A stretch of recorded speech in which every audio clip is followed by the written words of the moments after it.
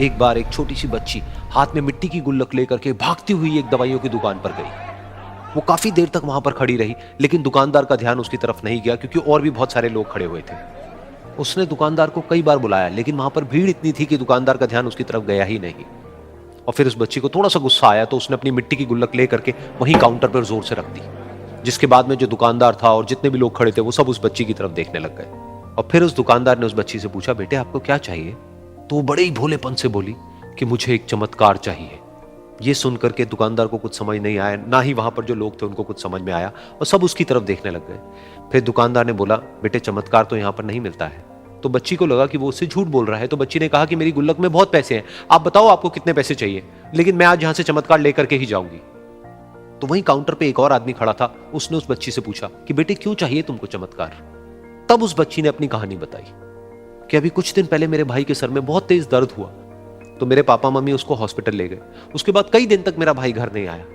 तो मैंने कई बार अपने पापा से पूछा, लेकिन उन्होंने मुझे कुछ नहीं बताया। उन्होंने बार बार यही कहा कि वो आ जाएगा, वो कल आ जाएगा, वो कल आ जाएगा, लेकिन वो आ ही नहीं रहा था।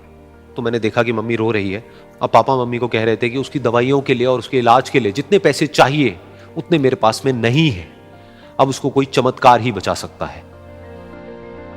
तब मुझे लगा कि अगर मेरे पापा के पास में इतने पैसे नहीं भी हैं तो क्या हुआ, मेरे पास में तो है। तो मैंने जितने भी पैसे जोड़ रखे हैं वो सारे लेकर के मैं इस दवाई की दुकान पर आई।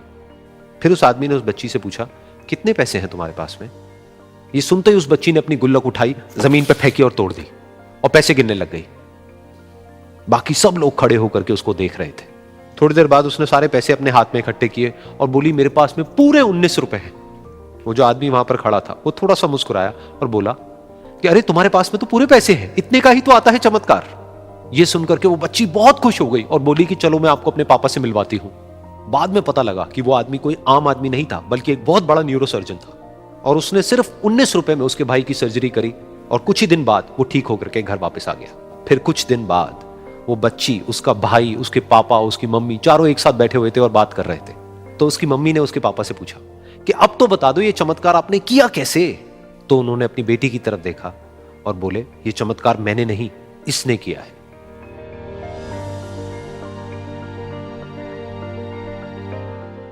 तो यहां पर एक बहुत बड़ी बात है जो हम उस छोटी सी बच्ची से सीख सकते हैं कि जिंदगी में कभी कभी ऐसा होता है कि हमको कोई रास्ता नजर नहीं आ रहा होता है और हम लोग हिम्मत हार जाते हैं। तब हमारे अंदर एक बच्चा होता है जो कोशिश करने से कभी भी पीछे नहीं हटता है।